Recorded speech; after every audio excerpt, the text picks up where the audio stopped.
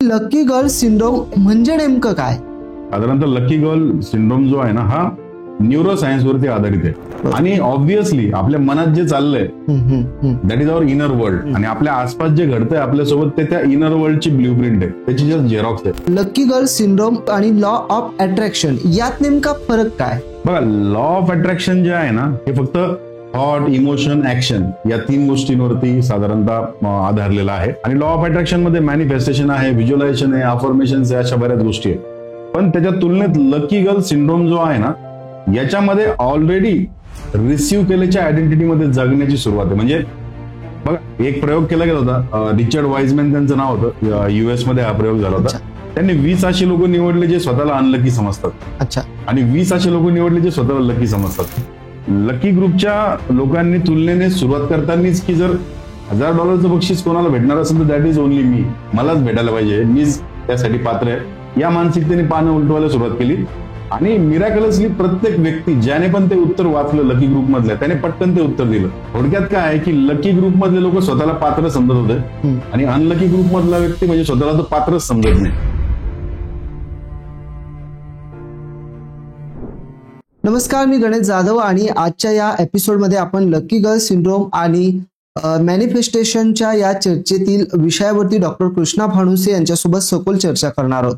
ते law of attraction आणि subconscious mind coach आहेत. तर चला त्यांच्या अनुभवातून जाणून घेऊयात नशीब, मन आणि विज्ञानाचं अद्भुत जग. सर, तुमचं खूप खूप स्वागत आहे. धन्यवाद. खरं तर सर, मुलाखतीच्या पहिल्या प्रश्नाकडे येत असताना मला हे विचारणं जास्त महत्वाचं वाटतंय की लकी गर्ल सिंड्रोम ऍक्टिव्ह म्हणजे नेमकं काय? बघा, आता सध्या याचा खूप व्हायरल ट्रेंड झालाय लकी गर्ल सिंड्रोमचा. लकी गर्ल सिंड्रोम ही लॉ ऑफ अट्रॅक्शन मधलीच एक थेअरी आहे, ज्याच्यामध्ये ऑलरेडी एखाद्या व्यक्तीने स्वतःला एखाद्या गोष्टीसाठी पात्र समजणं किंवा ती गोष्ट मला मिळाली आहे, I am the luckiest person on this earth, आजचा दिवस माझ्यासाठीच आहे, या माइंडसेटने जगणं, या माइंडसेटने आपल्या दिवसाची सुरुवात करणं आणि संपूर्ण दिवस ती ऊर्जा, ती स्वप्नातलं आयुष्य मिळवल्याची ऊर्जा अनुभवत जगणं, या सिंड्रोमला लकी गर्ल सिंड्रोम म्हणतात. आता हा लकी गर्ल सिंड्रोम जरी नाव असल्याचं तर हा काही गर्ल्ससाठी नाही आहे, हा युवतींमध्ये जास्त पॉप्युलर झालाय, पण it is for everyone. So या लकी गर्ल सिंड्रोमचा वापर करून एखादी गोष्ट तुम्ही ऑलरेडी मिळवली आयुष्यामध्ये, या प्रकारच्या अनुभूतीमध्ये जगणं, या माध्यमातून आपण आपल्या स्वप्नातल्या आयुष्याला मॅनिफेस्ट करू शकतो, मिळवू शकतो, अशी ती थिअरी आहे. सर, हे केवळ एक म्हणजे ट्रेंड आहे का, की त्यामागे काही मानसशास्त्र आणि वैज्ञानिक काही आधार आहे का? बघा, हा फक्त ट्रेंड नाही आहे. साधारणतः लकी गर्ल सिंड्रोम जो आहे ना, हा न्यूरो सायन्स वरती आधारित आहे. आपण पर्टिक्युलरली एखाद्या गोष्टीचा जर जास्त वेळ विचार करत राहिलो, एका पर्टिक्युलर फ्रिक्वेन्सीवर आपण जर ही गोष्ट मला मिळाली या प्रकारचा विचार आपण करत राहिलो, तर आपल्या ब्रेनमध्ये नवीन न्यूरोपाथ्स निर्माण होतात. साधारणतः आपलं ब्रेन त्या आयडेंटिटीमध्ये जगायला लागतं की मी लकी आहे, माझ्यासाठी आजचा दिवस आहे.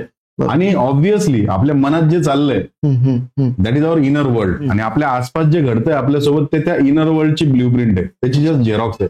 तर तुमच्या मनात जर तुम्ही स्वतःला लकी समजताय तर नक्कीच ब्रह्मांडातून, युनिव्हर्समधून आपल्याला साधारणतः आपल्या अपेक्षित गोष्टी मिळवण्यासाठीच्या ऑपॉर्च्युनिटीज भेटायला लागतात. So it is purely scientific. अच्छा sir, lucky girl syndrome active आणि लॉ ऑफ अट्रॅक्शन यात नेमका फरक काय? बघा, लॉ ऑफ अट्रॅक्शन जे आहे ना, हे फक्त थॉट, इमोशन, ऍक्शन या 3 गोष्टींवरती साधारणतः आधारलेला आहे. आणि लॉ ऑफ अट्रॅक्शन मध्ये मॅनिफेस्टेशन आहे, व्हिज्युअलायझेशन आहे, अफर्मेशन आहे, अशा बऱ्याच गोष्टी आहेत. पण त्याच्या तुलनेत लकी गर्ल सिंड्रोम जो आहे ना, याच्यामध्ये ऑलरेडी रिसिव्ह केल्याच्या आयडेंटिटीमध्ये जगण्याची सुरुवात आहे. म्हणजे बघा, एक प्रयोग केला गेला होता, रिचर्ड वाइजमॅन त्यांचं नाव होतं, US मध्ये हा प्रयोग झाला होता. त्यांनी 20 असे लोक निवडले जे स्वतःला अनलकी समजतात. अच्छा. आणि 20 असे लोक निवडले जे स्वतःला लकी समजतात. आता या 40 लोकांच्या ग्रुपला एका हॉलमध्ये बसवलं गेलं आणि या दोनही प्रकारच्या लोकांमध्ये एक 400-500 पानाचं बुकलेट वाटलं गेलं. टास्क होती की यातल्या इमेजेस मोजायच्या. आणि जो ग्रुप, प्रत्येक व्यक्ती या ग्रुप मधला त्या इमेजला सांगेल की इतक्या इतक्या इमेजेस आहेत, त्यांना $1000 प्राइज होतं. आता या ठिकाणी झालं काय, लकी ग्रुप मधल्या अनलकी ग्रुप मधल्या लोकांनी नेहमीप्रमाणे की अरे यार, मला मेहनत करून पण पैसे भेटत नाही, असे फ्रीमध्ये कुठे पैसे भेटणार, या माइंडसेटनी पानं उलटवायला सुरुवात केली. बरोबर. आता कमालीची गोष्ट म्हणजे त्या पानामध्ये कुठंतरी 3-4 ठिकाणी लिहिलेलं होतं की देर आर 472 इमेजेस. मोजण्याची गरज नाही, 472 इमेजेस तुम्ही सांगा. अनलकी ग्रुपचे लोक काय डोक्यात विचाराल त्यांच्या की कसं शक्य आहे, जर इतकं इझी असतं तर मग आपल्याला कशाला दिलं असतं.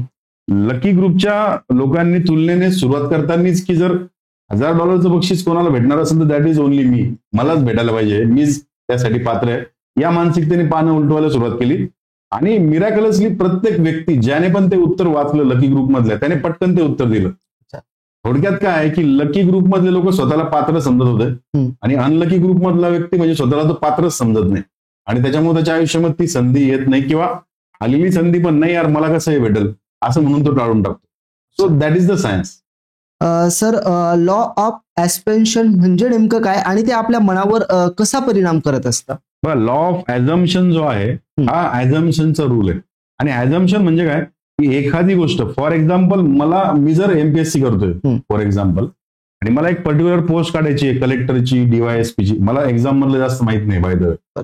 सो त्या व्यक्तीने स्वतःला कलेक्टर म्हणून ऍझम्पशन मध्ये जगायला सुरुवात करणं याला लॉ ऑफ ऍझम्पशन म्हणतात. अच्छा. ओके, म्हणजे याच्यामध्ये साधारणतः मी जर एक बिझनेस ओनर आहे आणि मी टार्गेट ठेवतो की माझं या महिन्याचं target monthly revenue that should be 25 lakhs, तर 25 लाख रुपये रेव्हेन्यू मिळवण्याच्या ऍझम्पशन मध्ये मी जगायला लागतो.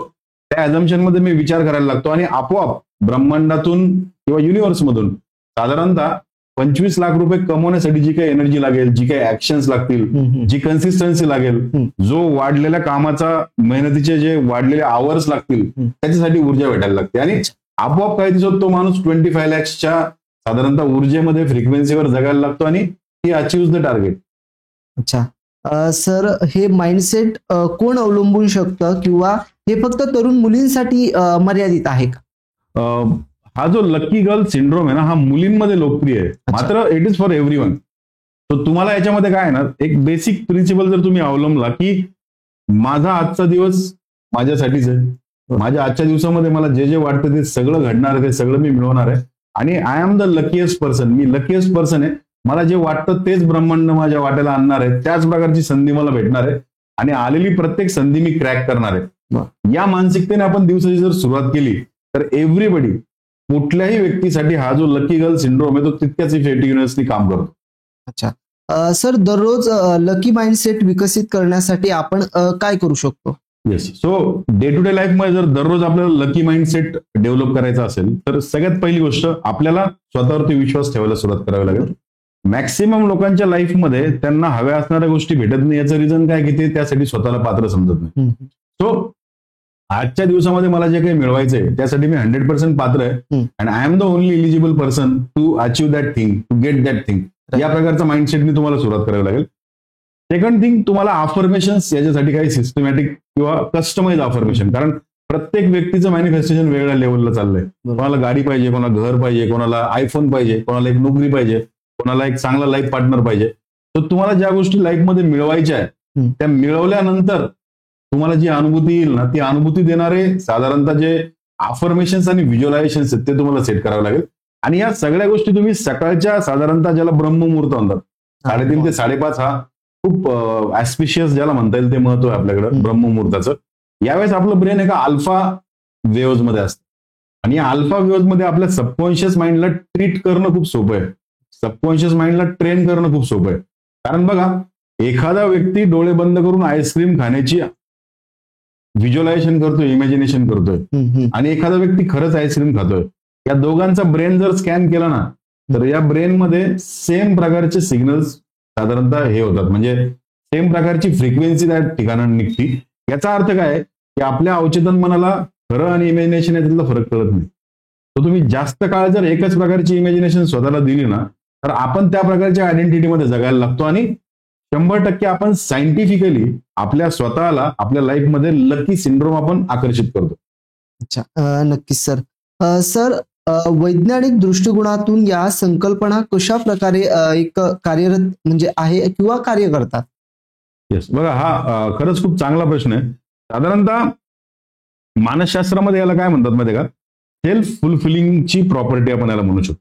म्हणजे स्वतःचं स्वप्न स्वतःच फुलफिल करणारी प्रॉपर्टी आपण याला म्हणू शकतो. जर एखादी व्यक्ती सतत स्वतःला लकी म्हणत असेल, जर एखादी व्यक्ती सतत म्हणत असेल की माझ्या आयुष्यामध्ये ही गोष्ट मी मिळवणारच आहे, ही गोष्ट मिळवण्याची पात्रता माझ्यामध्ये, तर आपोआप काय होतं का त्या व्यक्तीच्या निर्णयांची गुणवत्ता सुधारायला लागते, त्या व्यक्तीचे निर्णय योग्य व्हायला लागतात, अचूक व्हायला लागतात त्याच्याकडनं एक्झॅक्ट स्टेप्स पडतात आणि I am the luckiest person हे म्हटल्यामुळे त्याला जो कॉन्फिडन्स भेटतो त्यातनं तो कॅल्क्युलेटेड रिस्क घ्यायला लागतो. नक्कीच. आणि लक्षात ठेवा, या जगामध्ये सक्सेसचा आणि गुणवत्तेचा संबंध खूप कमी आहे, सक्सेसचा आणि कन्सिस्टन्सीचा संबंध खूप जास्त आहे. So I am the luckiest person म्हणणारा व्यक्ती कन्सिस्टंट ऍक्शन घेतो आणि 100% त्याच्या ऍक्शन खऱ्या ठरायला लागतात. नक्कीच सर. खरं तर सबकॉन्शियस माइंड रिप्रोग्राम करण्यासाठी सर्वात प्रभावी जी सवय असती ना, तर त्या नेमकं कोणत्या आहेत? बघा, सबकॉन्शियस माइंड रिप्रोग्राम करण्यासाठी एक तुम्हाला अगोदर समजून घ्यावं लागेल की नेमका सबकॉन्शियस आहे का. ओके. बघा, फॉर एक्झाम्पल, एखाद्या व्यक्तीने त्याच्या आयुष्यामध्ये लहानपणापासून जे अनुभव घेतले पर्टिक्युलर क्षेत्रातले, म्हणजे आपलं वय जे असेल त्या वयातनं 5 तुम्ही मायनस करा, तेव्हापासून आपलं सबकॉन्शियस लर्न करायला लागतं. फॉर एक्झाम्पल, एखाद्या व्यक्तीकडनं वयाच्या 8व्या 9व्या 10व्या वर्षामध्ये पैसे हरवले, 1000 2000 500 रुपये काहीतरी. त्या पैशाचा लॉस झाल्यानंतर त्याचे जे सिनियर्स आहेत, टीचर्स आहेत, पालक आहेत, सगळ्यांनी त्याला खूप म्हणजे ह्युमिलेट केलं, त्याला झापलं, थोडक्यात रागवलं की तुझ्याकडं तू पैसे हँडल नाही करू शकत, तुझ्यामुळे 500 रुपयाचं नुकसान झालं, 1000 रुपयाचं नुकसान झालं. आता या ठिकाणी तो जो 8-9 वर्षाचा व्यक्ती आहे त्याच्या डोक्यामध्ये एक सबकॉन्शियस पॅटर्न डेव्हलप झाला की I am not a good money manager. So subconscious pattern म्हणजे काय? तुमच्या बालपणापासून तुमच्यावरती पर्टिक्युलर विषयाचे जे जे संस्कार झाले, ज्या प्रकारच्या सराउंडिंग मध्ये तुम्ही राहिले, ज्या प्रकारच्या व्यक्तींमध्ये तुम्ही राहिले, त्या प्रकारचं तुमचं सबकॉन्शियस माइंडचा प्रोग्रामिंग होऊन जाते. आता या प्रोग्रामिंगला जर रिव्हर्स करायचं असेल तर I am not a good money manager हा जर माझा प्रॉब्लेम आहे किंवा मला कॉन्फिडन्स नाही आहे, तर मला त्याच्या विरुद्धार्थी पॉझिटिव्ह पॉवर स्टेटमेंट्स तयार करावे लागतील.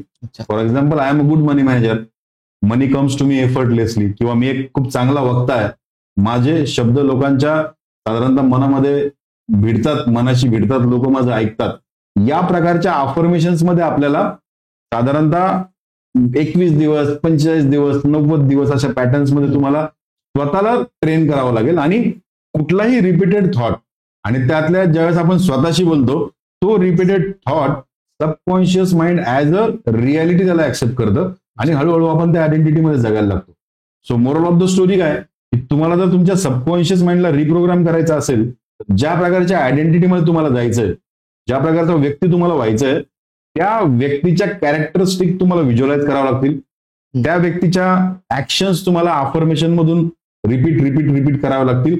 आणि त्या प्रकारचा व्यक्ती झाल्यानंतर तुम्हाला काय फील होईल ते तुम्हाला दररोज फील करावं लागेल. So that is the process for reprogramming your subconscious mind. Energy, frequency आणि इमोशन यांचं नातं नेमकं काय असतं? बघा, आपलं जे शरीर आहे हे शरीर पूर्णपणे केमिकल्सने बनलेलं आहे. ओके, हा एक सिद्धांत आहे. म्हणजे आपण म्हणायला सांगतो की मला खूप स्ट्रेस आला, मला आनंद आला, मला दुःख झालं, या सगळ्या आपल्या बोलण्यातून आपण या भावनांना नावं दिलेत. पण शरीरासाठी काय, तुम्हाला स्ट्रेस आला म्हणजे कॉर्टिसॉल नावाचा हार्मोन तुमच्या शरीरात सिक्रेट होते. तुम्हाला आनंद आला म्हणजे डोपामाइन सारखे जे हॅपी हार्मोन्स आहेत किंवा तुम्हाला उत्साह देणारे हार्मोन्स आहेत ते सिक्रेट होतात. ही आपल्या शरीराची रचना आहे. दुसऱ्या बाजूला या जगाची रचना, या ब्रह्मांडाची रचना कशी आहे?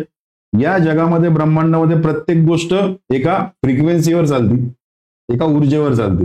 ओके, आणि एनर्जीचा रूल काय आहे की energy can not be created or destroyed. Energy आपण निर्माण करू शकत नाही, डिस्ट्रॉय करू शकत नाही, त्याचं एका रूपातून दुसऱ्या रूपामध्ये रूपांतर करतो. आता आपलं जे मन आहे, या मनामध्ये जो विचार खूप जास्त स्पीडनी चालतो त्याला आपलं इमोशनल रेझोनन्स म्हणतात. ओके, आणि हे इमोशनल रेझोनन्स एका ब्रॉडकास्टर सारखं काम करतं. म्हणजे मी जर आनंदात आहे मनातून, एक प्रकारची फ्रिक्वेन्सी माझ्याकडनं साधारणतः पर्क्युलेट होती किंवा ब्रॉडकास्ट होती ब्रह्मांडामध्ये, आणि ब्रह्मांडामध्ये रिसिव्हिंग साधारणतः प्रॉपर्टी आहे, ही फ्रिक्वेन्सी रिसिव्ह होतीये. सो एखादा व्यक्ती, फॉर एक्झाम्पल, मी जर खूप जास्त काळ दुःखाच्या भावनेमध्ये, तर काय होतं, दुःखांचा विचार, म्हणजे तुम्ही जो प्रश्न विचारला, थॉट दुःखाचा आहे, त्याच्यामुळे हळूहळू त्याची इमोशन जी ती दुःखाची व्हायला लागती. इमोशन दुःखाची झाली की आपल्या मनातून दुःखाचेच व्हायब्रेशन्स निघायला लागतात. खूप जास्त काळ आपण दुःखाच्या व्हायब्रेशन मध्ये राहिलो तर आपला ऍटिट्यूड दुःखाचा होऊन जातो, आणि आपला ऍटिट्यूड दुःखी झाला की आपल्या ऍक्शन्स पण दुःखी होतात. फॉर एक्झाम्पल, तुम्ही एक 15 मिनिटं सॅड सॉन्ग ऐका, तुम्ही जर तुमच्या त्या सॅड सॉन्ग सोबत एखादी जर इन्सिडेंट दुःखद अटॅच असेल तर लगेच आपण त्या भावनेमध्ये जातो. बरोबर. वाईस वर्षात तुम्ही जर खूप जास्त वेळ आनंदाच्या फ्रिक्वेन्सीमध्ये राहिले, म्हणजे तुमच्या मनात आनंदी विचार असला तर तुमच्या मनामध्ये आनंदाची भावना येते. आनंदाची भावना जर तुमच्या मनामध्ये आली तर तुमचा ऍटिट्यूड आनंदाचा होतो, आणि आपला ऍटिट्यूड आनंदाचा असला की आपण आनंदाची फ्रिक्वेन्सी पर्क्युलेट करतो आणि याच फ्रिक्वेन्सीच्या मॅचिंग म्हणजे लाईक अट्रॅक्ट लाईक ज्याला म्हणतात, त्या नियमाप्रमाणे आपल्या आयुष्यामध्ये आनंदी व्यक्ती, आनंदी घटना, आनंदी परिस्थिती, आनंदाच्या ऑपॉर्च्युनिटीज आपण मॅनिफेस्ट करायला लागतो. सो आपल्या मॅनिफेस्टेशनचा जो संबंध आहे तो सरळ सरळ विचारांसोबत. खरं तर सर सकाळी आणि रात्रीची जी टायमिंग विंडो ज्याला म्हणतात, इतकी महत्वाची ती नेमकं का मानली जाते? आता याला शास्त्रीय आधार पण आहे आणि स्पिरिच्युअल आधार पण आहे. साधारणतः स्पिरिच्युअल जर तुम्ही म्हणाल तर आपल्याकडं भारतामध्ये याला 3:30 ते 5:30 ब्रह्ममुहूर्त म्हटलं गेलं. अच्छा. ओके, सकाळचा वेळ. याला सायंटिफिकली समजून घ्यायचं तर सकाळी ब्रह्ममुहूर्तावरती किंवा लवकर आपण ज्यावेळेस उठतो त्यावेळेस आपला जो ब्रेनची फ्रिक्वेन्सी ती अल्फा हर्ट्सवरती असते. अल्फा नावाच्या साधारणतः एका चॅनलवरती ट्यून असते. ही अल्फा फ्रिक्वेन्सी आपल्या सबकॉन्शियसला ट्रेन करण्याची सगळ्यात चांगली फ्रिक्वेन्सी. यावेळेस आपला सबकॉन्शियस ट्रेन होतो. सेकंड थिंग, रात्रभराच्या रेस्टमुळे आपली बॉडी रिलॅक्स झालेली असते. आपले विचार शांत असतात. अगदी संत असं पाणी जे असतं ना रात्रभर, ज्याच्यामध्ये काहीच हालचाल नाही त्याप्रमाणे. आणि आपल्या बॉडीमधले न्यूरॉन्स चार्ज असतात रेस्टमुळं. आणखी महत्वाची गोष्ट, आपल्याला डिस्टर्बन्स कुठलंच नसतं. इतर गोष्टींचं मीटिंग्स नाही, नोटिफिकेशन्स नाही, मोबाईलवर कॉल येणार नाही. या वेळेला जर आपण एखादी रिच्युअल केली, त्याला एक 17 सेकंड रूल पण म्हणतात, की दररोज सकाळी पर्टिक्युलर एका वेळेला उठून जर तुम्ही 17 सेकंद विदाऊट एनी इंटरव्हेन्शन एखाद्या थॉटवरती कॉन्सन्ट्रेट करू शकले तर ब्रह्मांडामध्ये ती गोष्ट ज्याचा तुम्ही विचार करताय ती तुमच्या आयुष्यामध्ये येण्याची प्रक्रिया सुरू होती. So it is about morning. Second, तुम्ही इव्हिनिंगचा जो नाईट रिच्युअल म्हणाल, आपलं मन स्पंज प्रमाणे आहे. न्यूटनचा तुम्ही कदाचित ती म्हण ऐकली असेल की our body is made of cells and every cell has a memory. प्रत्येक पेशीला आपली आपली आठवण आहे. तर या आठवणी कुठून येतात? आज दिवसभरात मी खूप फ्रेश होऊन बाहेर निघालो, पण जाता एखाद्या व्यक्तीला माझा धक्का लागला, त्यासोबत माझी वादावादी झाली काहीतरी, नंतर ऑफिसमध्ये किंवा कामाच्या ठिकाणी गेल्यावर काहीतरी निगेटिव्ह इन्सिडेंट घडला, तर या सगळ्यांच्या भावना माझं मन ऍब्झॉर्ब करतंय एका स्पंज सारखं. आता या स्पंजला जर तुम्ही रात्री डिक्लटर नाही केलं, स्वच्छ नाही केलं, तर काय होणार आहे? अगेन याच निगेटिव्हिटीमध्ये आपण झोपणार आहे. आणि ज्या प्रकारच्या विचारात आपण झोपतो तेच विचार आपल्या डोक्यामध्ये राहतात आणि दुसऱ्या दिवशीची सकाळची सुरुवात पण तशीच होते. तर नाईट रिच्युअलचं महत्व काय आहे की जे दिवसभरात घडलंय चांगलं, त्यासाठी ग्रॅटिट्यूड व्यक्त करणं, आणि जे तुमच्या मनाविरुद्ध घडलंय, जी निगेटिव्हिटी, तिला आपण लेट गो करणं, सोडून देणं. आणि त्यानंतर ज्यावेळेस आपण झोपतो तर एक प्रकारे आपण आपल्या सिस्टमला रिसेट करून झोपतोय. आणि तुमची सिस्टम रिसेट करून जर तुम्ही झोपले तर दुसऱ्या दिवशी तुम्ही नवीन फ्रेश मेमरी सेट तुमची सिस्टम ऑन करताय, परत सकाळी तुम्ही रिच्युअल करताय मॉर्निंगची. सो इमॅजिन करा, जर तुम्ही दररोज सकाळी स्वतःला एका साधारणतः स्पिरिच्युअल वेने आनंदाने सुरुवात करण्याची अपॉर्च्युनिटी देताय आणि दररोज रात्री सगळी निगेटिव्हिटी सोडून तुम्ही झोपताय, तर तुमच्या लाईफमध्ये सकारात्मकता आल्याशिवाय राहूच शकत नाही. So that is the science behind morning ritual and evening ritual. म्हणून हा वेळ महत्वाचा. बरोबर. सर, तुमच्या कोणत्या क्लायंटचं ट्रान्सफॉर्मेशन आजही म्हणजे तुमच्या लक्षात आहे, जो एखादा क्लायंट असेल त्याचा अनुभव किंवा काय? बघा, अशा तर अनेक स्टोरीज आहेत. कारण माझ्याकडे येणारे मॅक्सिमम लोक 4 प्रकारचे पिलर जे आहेत लाईफचे, HMRC, हेल्थ, मनी, रिलेशनशिप आणि करिअर, याच्याशी निगडीत प्रॉब्लेम्स मधनं असतात. आता एक खूप तुम्हाला त्यातली म्हणजे ज्याला एक्स्ट्रा ऑर्डिनरी म्हणता येईल अशी जर स्टोरी सांगायची तर मुंबईमधले एक स्वप्नीलजी म्हणून आहे. साधारणतः 10 वर्षापूर्वी पार्टनरशिपच्या एका वादामधून त्यांचं जवळपास 25 to 30 लाख रुपीचं बिल एका ठिकाणी अडकलेलं होतं. अच्छा. आणि ते पैसे गेलेच म्हणून त्यांनी सोडून दिले होते. आपल्या बिईंग ब्लिसफुलच्या कम्युनिटीमध्ये एक होपोनोपोनोची आपण प्रोसेस करतो, ज्याच्यामध्ये आपण कर्म जे असतात ना, कर्मांना लेट गो करतो आपण आणि प्रत्येक गोष्टीसाठी आपण त्याची जबाबदारी घेऊन आपण ब्रह्मांडाकडे विनंती करतो की बाबा ही जी काही वाईट घटना माझ्या आयुष्यात नकारात्मक घडतीये, याचं रिझन मला डिमॉलिश करायचंय, त्याला मला सोडून द्यायचंय, मला क्षमा करा. या प्रकारची एक प्रोसेस असते. आता या प्रोसेस मधलं काय झालं, मिराकलसली सेकंड डे म्हणजे आज ते मेडिटेशन करताय संध्याकाळी, दुसऱ्या दिवशी त्यांना त्यांच्या पार्टनरचा फोन आला की बरेच दिवस झाले आपला संवाद नाही, तू एकदा येऊन भेट, पण बघूया, एकदम नाही होणार, पण आपण टप्प्याटप्प्याने या गोष्टीची सुरुवात करू. आणि एका मोठ्या अमाऊंटचं चेक त्यांना देऊन त्या व्यवहाराची सुरुवात झाली. ते माझ्यासाठी एकदम मॅजिकल साधारणतः ट्रान्सफॉर्मेशन होतं. दुसरं एक ट्रान्सफॉर्मेशन माझ्या लक्षात राहण्यासारखं, एक क्लायंट आहे आपले, त्यांचं मॅनिफेस्टेशन होतं की माझा एका अमुक व्यक्तीसोबत घटस्फोट झाला पाहिजे. ओके. आता या घटस्फोटाच्या मागचं कारण काय होतं की त्यांच्या हसबंडच्या आणि त्यांच्या वयामध्ये 10 वर्षाचं अंतर होतं. अच्छा. ओके. आणि खूप बिकट परिस्थितीत त्यांनी कसा तरी संसार केला होता थोडक्यामध्ये. आता प्रॉब्लेम असा झाला की त्यांना एक टीनेजर मुलगी पण होती 14-15 वर्षाची. तर त्यांचं मॅनिफेस्टेशन काय होतं की या व्यक्तीसोबत माझा घटस्फोट व्हावा. त्यासाठी त्यांनी विजनिंगच्या काही टेक्निक्स आम्ही ज्या सांगतो त्या साधारणतः स्वतःच्या लाईफमध्ये त्यांनी इम्प्लिमेंट करायला सुरुवात केल्या. दररोज मेडिटेशन केले आमच्या कम्युनिटी सोबत आणि मिरॅक्युलसली पुढच्या 3 महिन्यामध्ये त्यांच्या हजबंडनीच त्यांना घटस्फोटाची साधारणतः ऑफर केली की मी एवढं तुम्हाला रिएम्बर्समेंट देऊ शकतो, आपण आता वेगळं व्हायला पाहिजे. आता यात त्यांच्या घटस्फोटामध्ये त्या मॅडमच्या मॅनिफेस्टेशन मध्ये एक काय होतं माहिती का, की मला म्हणजे मी ज्यावेळेस आता विभक्त होईल तर या मुलीची जबाबदारी मी नाही सांभाळू शकत, कारण मी एकटी स्त्री आहे आणि मुलीचं पण आता साधारणतः टीन मध्ये, तर तिची जबाबदारी मला कदाचित पेलता येणार नाही, किंवा मी जर उद्या दुसऱ्या लग्नाचा निर्णय घेतला तर या मुलीच्या बाबतीमध्ये म्हणजे तिची व्यवस्थित सेटलमेंट होणार नाही, असं त्यांच्या बॅक ऑफ द माइंड होतं. तर मिरॅक्युलसली त्यांच्या हजबंडनी त्या कॉन्ट्रॅक्टमध्येच टाकलं होतं की मुलीची कस्टडी मी देणार नाही कुठल्याही किमतीवर, भले काही रिएम्बर्समेंट जास्त दिली तरी चालेल. आता यातला क्रेझी पार्ट सांगतो मी. त्यांच्या मॅनिफेस्टेशन मध्ये काय होतं की मला जर आयुष्यात परत लग्न करायची जर गरज भासली किंवा वेळ आली तर मला आणि माझ्या लाईफ पार्टनरमध्ये इतका वयाचा अंतर नको, कारण कदाचित वयाच्या अंतरामुळे माझ्या हजबंडने मला सांभाळून नाही घेतलं, समजून नाही घेतलं.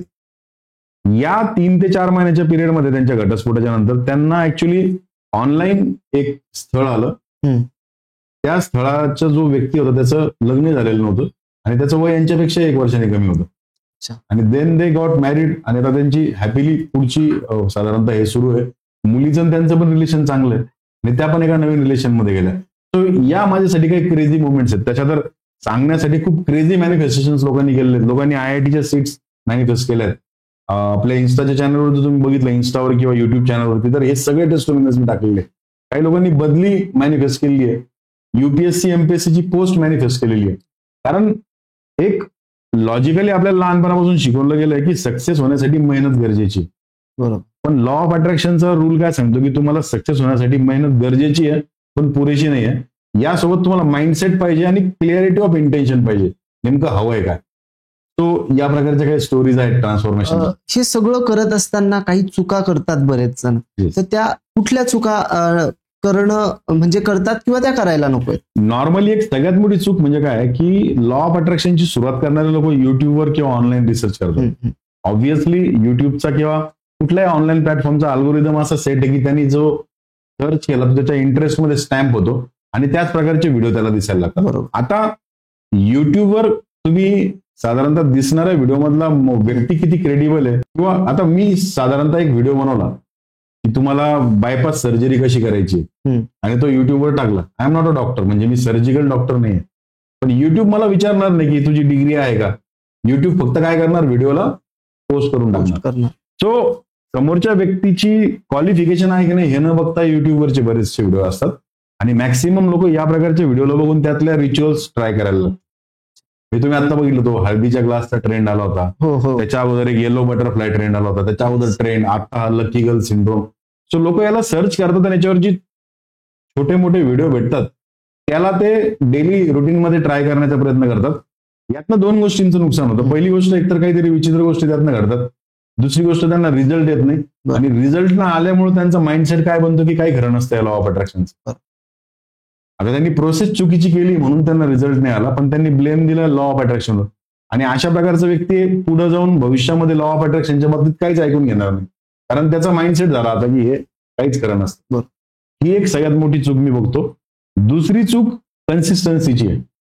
साधारणतः मी नेहमी सांगतो की बघा, तुमच्या लाईफमध्ये आज तुम्ही जे काही मॅनिफेस्ट करताय किंवा तुमचा जो काही माइंडसेट झालाय, तुमच्या वयातनं 5 वर्ष तुम्ही कमी करा. म्हणजे एखाद्या 25 वर्षाच्या व्यक्तीचा ऍटिट्यूड बनायला 20 वर्ष लागलेत, 50 वर्षाच्या व्यक्तीचा ऍटिट्यूड बनायला 45 इयर्स लागलेत. आता या सगळ्या निगेटिव्हिटीला लेट गो करण्यासाठी तुम्ही स्वतःला 3 ते 6 महिने तरी द्यायला पाहिजे ऍटलिस्ट. सो सगळ्यात मोठी चूक मॅनिफेस्टेशन जर्नीमध्ये आलेले लोक काय करतात की त्यांना खूप घाई असते, त्यांना इन्स्टंट सोल्युशन पाहिजे असतं आजच.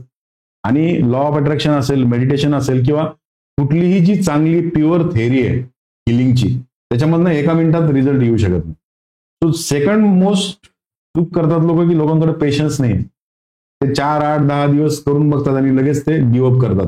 सो या 2 चुका टाळायला पाहिजे. म्हणजे फर्स्ट थिंग, तुम्ही 100% क्वालिफाईड व्यक्तीकडनं एखाद्या पर्टिक्युलर ट्रेनिंग प्रोग्राम मधनं या सगळ्या रिच्युअल शिका आणि दुसरी गोष्ट, तुम्हाला तुमच्या ट्रेनरनी मेंटॉरनी सांगितलंय तितकं ड्युरेशन तुम्हाला यामध्ये देणं गरजेचं आहे. कारण लॉ ऑफ अट्रॅक्शन मध्ये रिपिटेशन इज द की. बरोबर. तुम्ही जितकं जास्त रिपिटेशन कराल तितका रिझल्ट तुम्हाला भेटणार. सर, या संकल्पनेवर असे काही लोक आहेत की जे विश्वास ठेवत नाही, तर त्यांना तुम्ही काय सल्ला द्याल? आता बघा, प्रत्येक कुठली आहे, अगदी आयुर्वेदावर विश्वास ठेवणारे लोक आहे आणि आयुर्वेदाच्या विरुद्ध पण लोक आहेत, ॲलोपॅथीच्या विरुद्ध लोक आहेत आणि ॲलोपॅथीवरच जगणारे पण लोक आहेत. सो तुमचं जे काही मत आहे, ज्यांचा विश्वास नाही त्यांना माझं तर एक ओपन हे असेल की तुमचं जे काही मत आहे तसंच तुम्ही गृहीत धरा. आणि लॉ ऑफ अट्रॅक्शन वरचा आपला एक फ्री वर्कशॉप असतो, unlock the power within you. त्याच्यामध्ये तुम्ही एकदा या.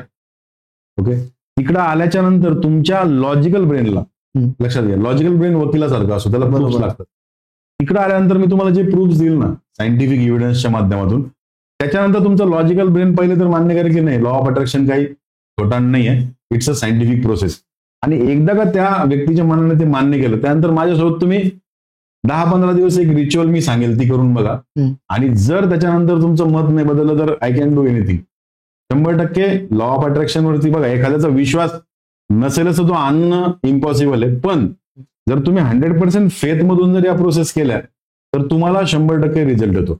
दुसरं तुम्हाला मी सांगेल की ज्यांचा विश्वासच नाही, ज्यांना यायचं पण नाही, सपोज माझ्याही प्रोग्राम मध्ये यायचं नाही किंवा इतरांच्या यायचं नाही, त्यांनी आता आज या क्षणाला विचार करून बघा की तुमच्या लाईफमध्ये ज्या ज्या गोष्टी आता सध्या तुम्ही अनुभवतायत, रिलेशन, हेल्थ, वेल्थ किंवा कुठल्याही बाबतीमधल्या, या गोष्टींच्या बाबतीमध्ये भीतीदायक विचार तुमच्या मनात होते की नाही.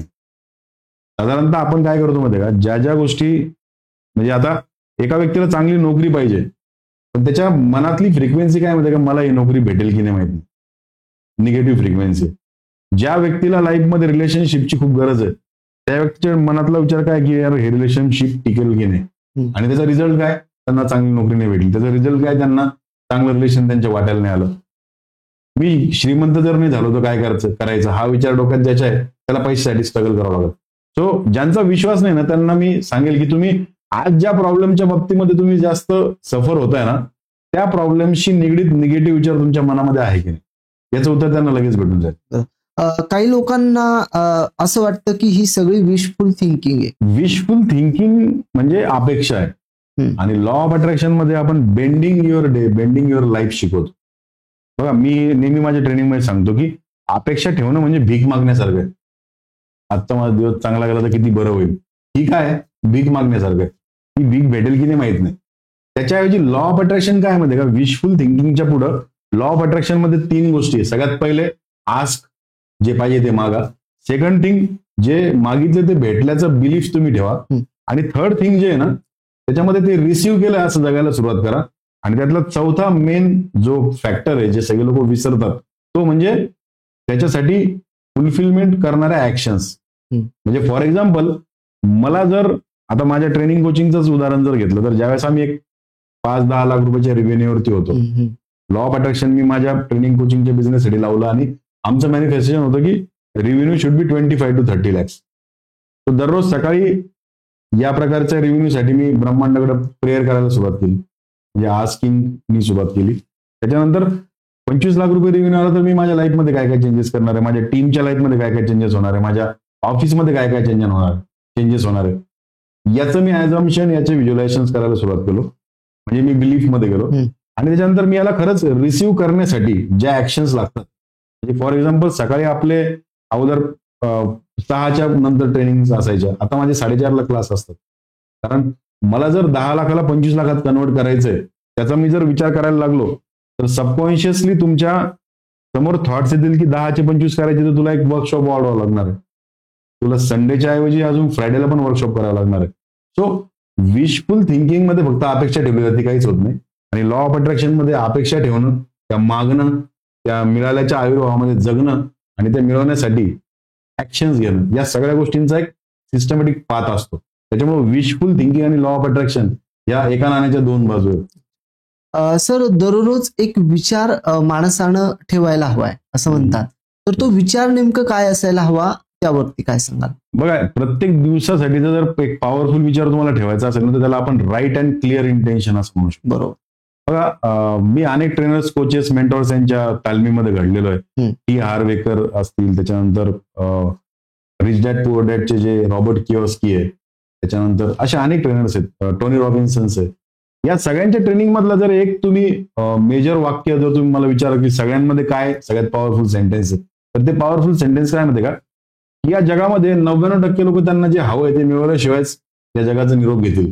कारण त्यांना काय हवंय हेच त्यांना माहित नाही. तो क्लिअरिटी ऑफ इंटेन्शन.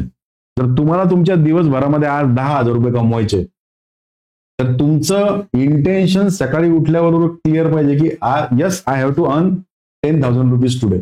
तुम्ही ज्यावेळेस त्या एका थॉटने विचार करायला लागाल ना, तर तुम्हाला दिवसभरामध्ये 10,000 रुपये कमवण्याच्या ऑपॉर्च्युनिटी दिसायला लागतील, किंवा तुमचा जो बिझनेस आहे त्यातनं 10,000 कसं अर्न करायचे जे कॅल्क्युलेशन्स तुम्हाला दिसायला लागतील, आणि त्या ऑपॉर्च्युनिटीजला तुम्ही ग्रॅब कराल. सो एक पॉवरफुल थॉट म्हणण्याच्या ऐवजी एक इंटेन्शन घेऊन तुम्ही त्याच्यावरती 21 डेज तरी काम करायला पाहिजे. 100% त्या इंटेन्शनशी निगडीत किंवा ते इंटेन्शन मिळवण्याच्या रस्त्यावर तुम्ही म्हणजे त्या वेळेला तुम्ही लागतात. त्या प्रकारचे ऑपॉर्च्युनिटीज, त्या प्रकारच्या संधी तुम्हाला ब्रह्मांडामधनं भेटतात. सर, खरं तर जर एखाद्याला आपलं नशीब बदलायचं असेल तर त्यानं नेमकं सुरुवात कुठून करायला हवी? बघा, एक गोष्ट सगळ्यात अगोदर तुम्हाला लक्षात घ्यावं लागेल की नशीब म्हणजे काय. नशीब म्हणजे काय, ज्या गोष्टी तुमच्यासोबत घडतात. आता तुम्ही याला थोडंसं रिव्हर्स इंजिनिअरिंग टाईप जर तुम्ही याचा रिव्हर्स पाथ जर काढला, तुमच्यासोबत काय घडतं जे तुमच्या मनामध्ये सुरू आहे, तुमच्या मनामध्ये काय सुरू असतं, ज्या प्रकारचे विचार तुम्ही करतात. तर तुम्हाला जर नशीब घडवायचं असेल ना, तर सगळ्यात अगोदर थॉट्स वरती काम करावं लागेल. आणि एक सगळ्यांच्या म्हणजे जे पण लोक स्वतःला अनलकी समजतात किंवा ज्यांच्या पण लाईफमध्ये प्रॉब्लेम आहे, त्यांच्या मनामध्ये एक विचार नक्की असतो. मी 100% सांगेल, म्हणजे ऐकणाऱ्यांनी पण तुम्ही तो ऑब्झर्व करून बघा स्वतःमध्ये आहे की नाही. ज्या लोकांच्या आयुष्यामध्ये प्रॉब्लेम्स आहेत ना, त्या लोकांच्या आयुष्यामध्ये मनामध्ये एक विचार नेहमी असतो की मीच विचार आहे, मीच गरिबी, माझ्याच बाबतीत हे घडतंय, मलाच कमी संधी भेटतायत, माझेच नातेवाईक चांगले नाहीत, माझंच घर छोटं आहे, मीच चांगल्या एरियात राहत नाही, माझ्याकडे मोठी गाडी नाही. याला काय म्हणतात, याला म्हणतात व्हिक्टीम सिंड्रोम. तर तुम्ही व्हिक्टीम सिंड्रोम मध्ये राहाल तर तुमचे विचार व्हिक्टीमचे असतील आणि 100% तुमच्यासोबत व्हिक्टीम कंडिशनच घडतील. ओके, याच्या ऐवजी व्हाईस वर्सा, ज्या लोकांच्या आयुष्यामध्ये सगळं काही सुरळीत चालू आहे, त्यांच्या मनामध्ये एक विचार असतो की या जगामध्ये सगळं काही माझ्यासाठीच घडतंय, जे काही घडतंय माझ्या चांगल्यासाठीच घडतंय, आणि मी या ब्रह्मांडातील अमर्याद जे अबंडन्स त्याच्यासाठी मी स्वतः पात्र आहे. या एका विचारामध्ये तुम्ही जगायला सुरुवात केली की तुमचं नशीब बदललंच म्हणून समजा. आता प्रोसेस काय, फॉर एक्झाम्पल तुम्हाला काय करायचंय, तुमच्या लाईफमध्ये सध्या तुम्ही सगळ्यात जास्त प्रॉब्लेम कोणत्या क्षेत्रात फील करताय. समजून घ्या, एखाद्या व्यक्तीला उत्तर आलं की बाबा मला पैशांच्या बाबतीमध्ये खूप जास्त प्रॉब्लेम आहे, तर त्याला त्याचं रूट कॉज शोधावं लागेल. रूट कॉज काय येईल त्याचं, की 100% त्याच्या मनामध्ये ना पैशांच्या बाबतीमध्ये एकतर भीती आहे किंवा अपराधीपणाची भावना आहे, किंवा न्यूनगंड ज्याला म्हणतात, लिमिटिंग बिलीफ, मी याच्यापेक्षा जास्त कमवू शकत नाही किंवा मी एवढेच कमवू शकतो. सो या लिमिटिंग बिलीफला त्याला चेंज करावं लागणार आहे की मी कितीही अमर्याद संपत्ती कमवू शकतो, सगळ्या प्रकारचा अबंडन्स मिळवण्याची पात्रता माझ्यामध्ये. आणि हे करण्यासाठी त्याला अफर्मेशन्सचा सगळ्यात अगोदर पार्ट घ्यावा लागेल. कारण अफर्मेशन्सचे 3 प्रकार आहे, एक तर writing affirmation, talking affirmation, reading affirmation, आणि चौथा आजकाल आलं लिसनिंगचं अफर्मेशन. तर तुम्ही पर्टिक्युलरली पैशांच्या बाबतीतले 10 टॉप अफर्मेशन्स घेतले, त्यांना लिहून काढलं, त्यांना मोठ्याने वाचलं, आणि वाचताना ते जर रेकॉर्ड केलं आणि ते तुम्ही हेडफोन लावून ऐकलं स्वतःच्या आवाजामध्ये, तर तुमच्या लाईफमध्ये या सगळ्या गोष्टी बदलण्याची सुरुवात होती. अंडरलाईन मध्ये सांगेल तुम्हाला की नशीब बदलण्यासाठी तुम्हाला आय एम हा जगातला सगळ्यात पॉवरफुल वर्ड आहे. याच्यासमोर तुम्ही जे लिहाल ना, ते तुमच्या आयुष्यामध्ये घडायला लागतं, तुमची रियालिटी व्हायला लागते. For example, I am powerful, I am rich, I am healthy, I am wealthy. तर तुमच्या लाईफमध्ये कुठल्या क्षेत्रात तुमच्याकडे लॅक्युनी, कुठं तुम्ही पाठीमागे आहे, त्याच्या विरुद्धार्थी आणि पॉझिटिव्ह वर्ड तुम्ही आय एमच्या पुढे ऍड करा. पैशाने तर I am rich, I am wealthy add करा. हेल्थने तर आय एम हेल्दी ऍड करा, आणि इथनच तुमच्या नशिबाला बदलण्याची सुरुवात होईल. नक्कीच सर. खरं तर डॉक्टर भानुसे यांनी आजच्या या चर्चेमधून आपण मन, विचार, ऊर्जा आणि आत्मविश्वासाच्या शक्तीचा वेध घेतलाय. प्रेक्षकांना हे सर्व तुम्ही तुमच्या जीवनात उतरवलं तर नक्कीच तुमचं नशीब बदलेल, असा त्यांनी आपल्याला सल्ला दिलाय. पुन्हा भेटूया पुढील भागात. तोपर्यंत नमस्कार.